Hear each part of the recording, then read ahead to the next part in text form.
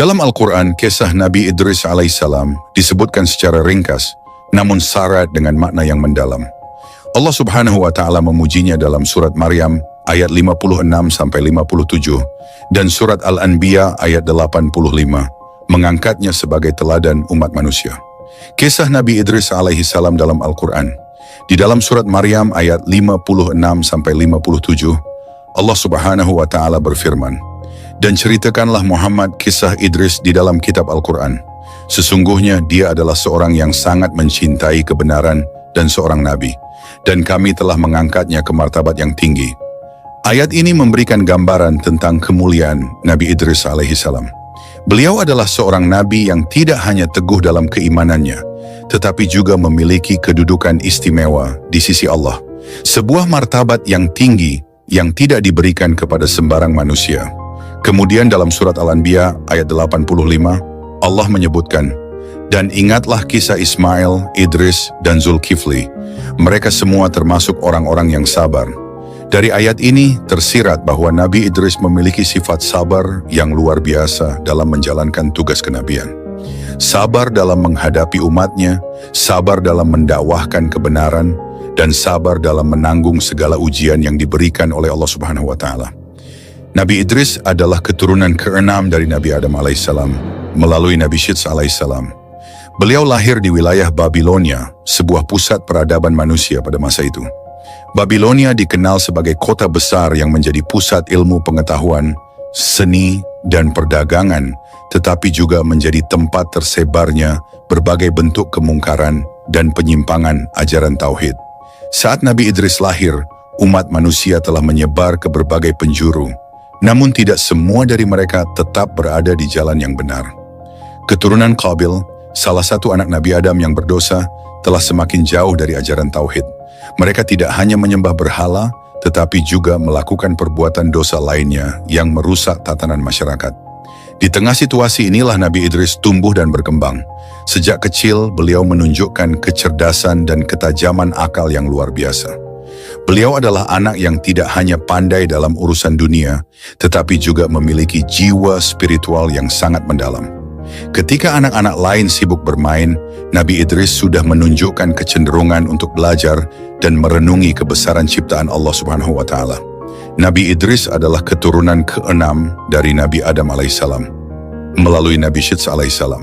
Beliau lahir di wilayah Babilonia, sebuah pusat peradaban manusia pada masa itu. Babilonia dikenal sebagai kota besar yang menjadi pusat ilmu pengetahuan, seni, dan perdagangan, tetapi juga menjadi tempat tersebarnya berbagai bentuk kemungkaran dan penyimpangan ajaran tauhid. Saat Nabi Idris lahir, umat manusia telah menyebar ke berbagai penjuru, namun tidak semua dari mereka tetap berada di jalan yang benar. Keturunan Qabil, salah satu anak Nabi Adam yang berdosa, telah semakin jauh dari ajaran tauhid. Mereka tidak hanya menyembah berhala, tetapi juga melakukan perbuatan dosa lainnya yang merusak tatanan masyarakat. Di tengah situasi inilah Nabi Idris tumbuh dan berkembang. Sejak kecil, beliau menunjukkan kecerdasan dan ketajaman akal yang luar biasa. Beliau adalah anak yang tidak hanya pandai dalam urusan dunia, tetapi juga memiliki jiwa spiritual yang sangat mendalam. Ketika anak-anak lain sibuk bermain, Nabi Idris sudah menunjukkan kecenderungan untuk belajar dan merenungi kebesaran ciptaan Allah Subhanahu wa Ta'ala. Sahabat umat muslim, sebelum kita masuk ke kisah utamanya, kami mohon agar Anda menonton video ini hingga akhir supaya tidak terjadi kesalahpahaman. Jangan lupa untuk memberikan like, subscribe, dan tinggalkan komentar jika ada yang perlu diluruskan dari kisah kali ini. Bismillah, mari kita mulai kisahnya.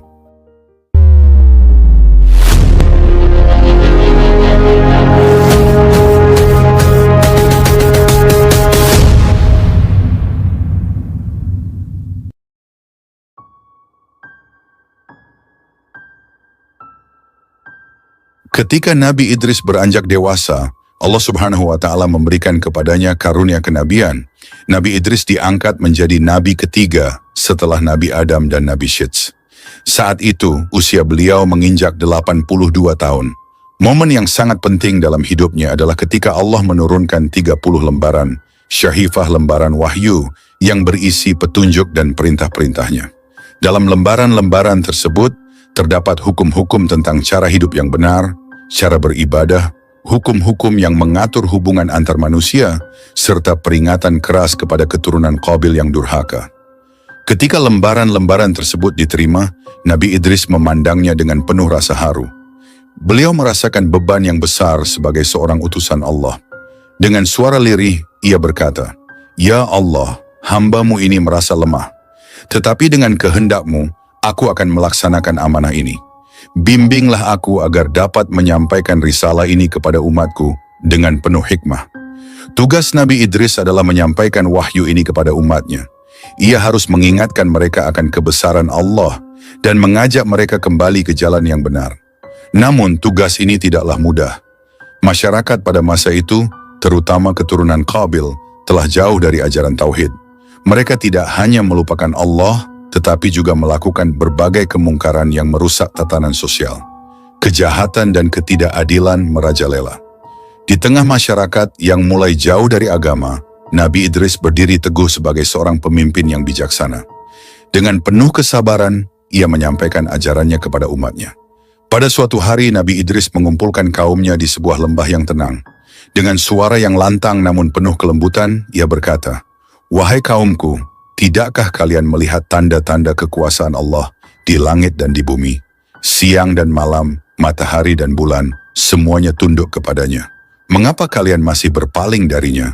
Seorang lelaki dari keturunan Qabil berdiri dan berkata dengan nada mengejek, "Idris, kami telah hidup dengan cara kami selama bertahun-tahun. Apa yang kau katakan tidak ada gunanya. Tuhan yang kau sembah tidak nyata bagi kami." Nabi Idris menatap lelaki itu dengan penuh iba. "Wahai saudaraku, janganlah berkata demikian. Kehidupan ini hanyalah sementara. Akhiratlah yang kekal. Apa yang kalian lakukan sekarang akan menentukan nasib kalian kelak. Tidakkah kalian ingin selamat dari azab yang pedih?" Namun, banyak dari kaumnya yang tetap menolak. Mereka mencemooh dan bahkan mencoba mengusir Nabi Idris dari tengah-tengah mereka. Meski begitu, Nabi Idris tidak pernah putus asa. Ia terus berdakwah dengan kelembutan dan kebijaksanaan, berharap agar umatnya kembali kepada Allah Subhanahu wa Ta'ala. Ketika kejahatan semakin merajalela, Nabi Idris tidak tinggal diam. Beliau mengambil tindakan tegas terhadap segala bentuk kezaliman.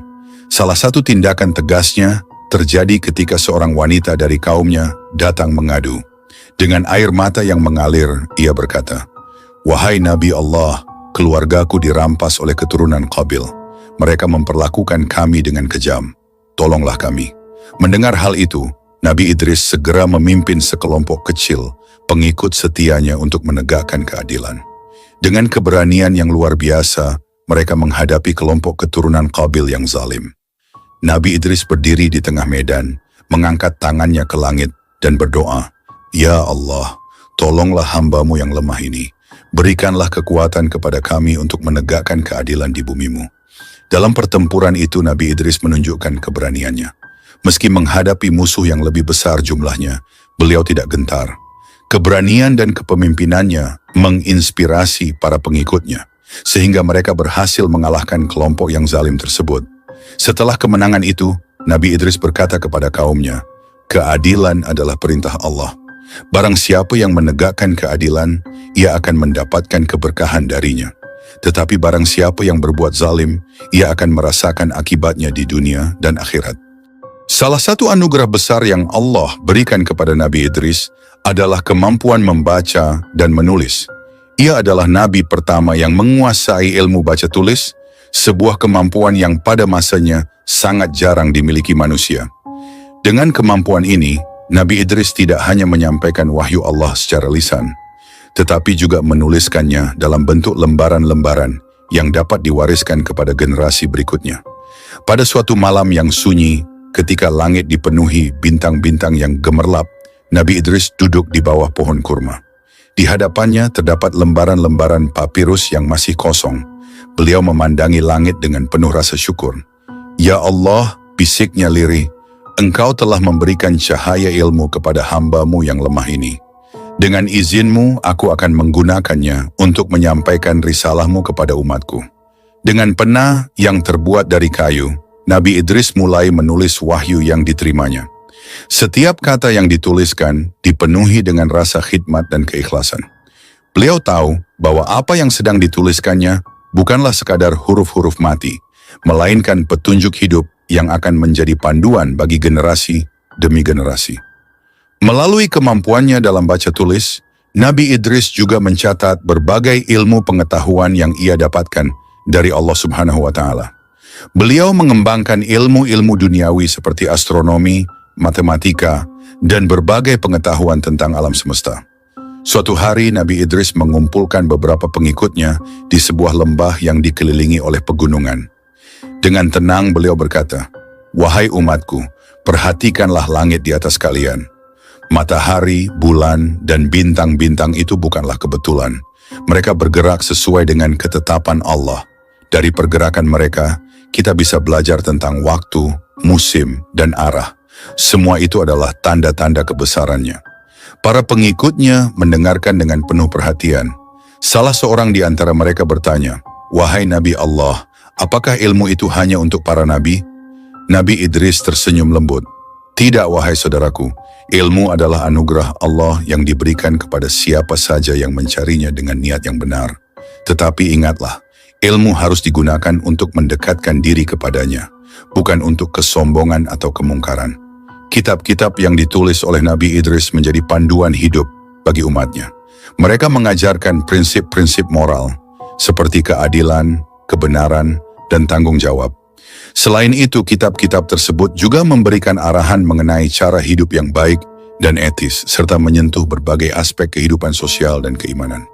Dalam ajarannya, Nabi Idris seringkali menekankan pentingnya keseimbangan antara ilmu duniawi dan ilmu akhirat. Ia mengajarkan bahwa ilmu pengetahuan harus digunakan untuk mendekatkan diri kepada Allah, bukan semata-mata untuk memenuhi keinginan duniawi. Pada suatu ketika, beliau berbicara kepada sekelompok pemuda yang ingin belajar darinya. "Wahai para pemuda," katanya, "ilmu adalah cahaya yang akan menerangi jalan kalian. Tetapi ingatlah, cahaya itu harus disertai dengan iman. Jika tidak, ia akan membutakan kalian dan menjerumuskan kalian ke dalam kegelapan." Salah seorang pemuda bertanya, "Bagaimana kami bisa menyeimbangkan ilmu dunia dan akhirat, wahai Nabi Allah?" Nabi Idris menjawab dengan lembut, "Carilah ilmu yang bermanfaat bagi kehidupan kalian di dunia, tetapi jangan pernah melupakan akhirat.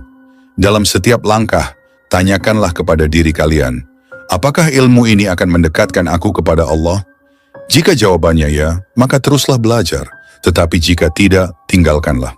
Seperti para nabi lainnya, Nabi Idris juga menghadapi banyak tantangan dalam menyampaikan dakwahnya. Meski banyak yang mengikuti ajarannya, tidak sedikit pula yang menolak.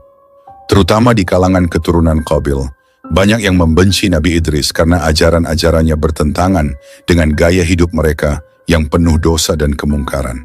Pada suatu siang yang terik, Nabi Idris berdiri di hadapan sekelompok besar umatnya. Wajahnya memancarkan keteguhan dan cinta, meskipun ia tahu sebagian dari mereka telah menolaknya. Dengan suara yang tenang namun tegas, beliau berkata, "Wahai kaumku, mengapa kalian berpaling dari jalan Allah? Tidakkah kalian melihat tanda-tanda kekuasaannya di sekeliling kalian? Setiap tetes hujan yang jatuh, setiap biji yang tumbuh, semuanya adalah bukti kebesarannya. Apalagi yang kalian butuhkan untuk percaya?" Seorang pemimpin keturunan Qabil yang dikenal angkuh maju ke depan dan mengejek, "Idris, cukup dengan kata-kata indahmu. Kami tidak membutuhkan ajaranmu. Kami hidup dengan cara kami sendiri dan kami puas. Jangan ganggu kami lagi, atau kami akan bertindak." Nabi Idris menatap pemimpin itu dengan iba. "Saudaraku, aku tidak datang untuk memaksamu. Aku hanya menyampaikan amanah dari Allah. Ingatlah, kehidupan ini singkat dan di akhirat nanti kita semua akan mempertanggungjawabkan perbuatan kita." Penolakan itu tidak membuat Nabi Idris gentar. Sebaliknya, ia justru semakin teguh dalam beribadah dan berdakwah. Malam-malamnya dipenuhi doa dan munajat kepada Allah. Dalam sujudnya yang panjang, beliau sering berbisik, "Ya Allah, berikanlah hidayah kepada umatku. Bukalah hati mereka agar mereka mau menerima kebenaran-Mu. Hamba-Mu ini lemah tanpa pertolongan-Mu." Tidak hanya dikenal sebagai seorang yang sabar, Nabi Idris juga sangat tegas terhadap kezaliman. Dalam masyarakat yang dilanda kemerosotan moral, beliau berdiri sebagai pilar keadilan. Salah satu kisah yang menggambarkan keberaniannya adalah ketika beliau menghadapi seorang raja zalim yang menindas rakyatnya. Raja itu tidak hanya menolak ajaran Nabi Idris, tetapi juga menggunakan kekuasaannya untuk menindas kaum lemah. Suatu hari, Nabi Idris mendatangi istana raja tersebut. Di hadapan para pengawal dan penasihatnya, beliau berkata dengan lantang, "Wahai raja, tidakkah engkau takut kepada Allah? Kekuasaanmu adalah titipannya, dan engkau akan dimintai pertanggungjawaban atas setiap kezaliman yang engkau lakukan. Hentikanlah kezalimanmu sebelum azab Allah menimpamu." Raja itu tertawa sinis. "Idris, kau pikir ancamanmu akan membuatku takut? Aku adalah penguasa di sini, dan aku tidak tunduk pada siapapun, termasuk Tuhan yang kau sembah." Dengan tenang Nabi Idris menjawab, "Engkau bisa menertawakanku, tetapi tidak akan ada seorang pun yang bisa lolos dari keadilan Allah. Aku telah menyampaikan peringatanku. Jika engkau tetap dalam kezalimanmu, maka bersiaplah untuk menerima akibatnya." Beberapa waktu setelah pertemuan itu, Allah menunjukkan kekuasaannya. Raja zalim tersebut ditimpa musibah yang menghancurkan seluruh kekuasaannya. Rakyat yang selama ini tertindas akhirnya menyadari kebenaran ajaran Nabi Idris dan kembali kepada jalan yang benar. Selain keteguhan dan keberaniannya, Nabi Idris juga dikenal memiliki pengetahuan yang sangat luas. Dalam sejarah peradaban manusia, beliau dianggap sebagai orang pertama yang mempelajari dan memahami ilmu tentang pergerakan benda-benda langit. Dengan kebijaksanaannya, Nabi Idris mengamati bintang-bintang, planet, dan siklus alam semesta secara mendalam. Pada suatu malam yang cerah, Nabi Idris berkumpul dengan para pengikutnya. Beliau menunjuk ke arah langit dan berkata, "Perhatikanlah bintang-bintang itu, wahai saudaraku. Mereka bukan hanya hiasan di malam hari. Mereka bergerak sesuai dengan aturan yang telah Allah tetapkan. Dari mereka kita dapat belajar tentang waktu, musim, dan arah. Ini adalah tanda-tanda kebesaran Allah yang harus kita renungkan." Salah seorang pengikutnya bertanya, "Wahai Nabi Allah, bagaimana kita bisa memahami tanda-tanda ini dengan lebih baik?" Nabi Idris tersenyum, "Belajarlah dan amati dengan saksama. Ilmu adalah cahaya yang akan menerangi jalan kalian. Tetapi ingatlah, ilmu harus disertai dengan iman. Jika tidak, ia hanya akan membawa kalian pada kesesatan." Nabi Idris mencatat pola pergerakan matahari, bulan, dan bintang-bintang, yang pada akhirnya menjadi fondasi bagi ilmu astronomi di masa-masa yang akan datang. Ilmu yang diajarkan oleh beliau membantu masyarakat dalam menentukan waktu-waktu penting, seperti musim bercocok tanam, waktu panen, dan saat terbaik untuk melakukan perjalanan laut. Dengan kemampuan membaca tanda-tanda langit, Nabi Idris dianggap sebagai pelopor dalam menghubungkan fenomena alam dengan kehidupan manusia. Ilmu yang ia wariskan menjadi cikal bakal perkembangan astronomi modern dan memberikan inspirasi bagi generasi-generasi ilmuwan setelahnya. Selain itu, ilmu ini juga membantu manusia dalam menjaga keseimbangan ekosistem dan menghindari bencana alam. Selain pengetahuan dalam bidang astronomi dan menulis, Nabi Idris juga dikenal sebagai orang pertama yang mengajarkan seni menjahit kepada umat manusia. Sebelum masa Nabi Idris, manusia terbiasa menggunakan kulit binatang sebagai pakaian untuk melindungi diri dari cuaca ekstrim. Pakaian yang dibuat dari kulit binatang cenderung sederhana dan kasar. Nabi Idris dengan keterampilan dan kreativitasnya memperkenalkan teknik menjahit yang memungkinkan manusia membuat pakaian dari kain. Pada suatu pagi yang cerah, Nabi Idris duduk di bawah bayang-bayang pohon besar. Di hadapannya, sekelompok pengikut berkumpul memperhatikan dengan saksama setiap gerakannya. Dengan penuh teliti, Nabi Idris menunjukkan bagaimana menggunakan jarum dan benang untuk menyatukan potongan-potongan kain. "Wahai saudaraku," kata beliau, "lihatlah bagaimana jarum kecil ini bisa menyatukan kain menjadi pakaian yang nyaman. Begitu pula, dengan niat dan usaha yang kecil, kita bisa menyatukan umat ini menuju kebaikan." Salah seorang pengikutnya bertanya, "Wahai Nabi Allah, Mengapa kita harus bersusah payah membuat pakaian seperti ini, sementara kulit binatang sudah cukup melindungi kita?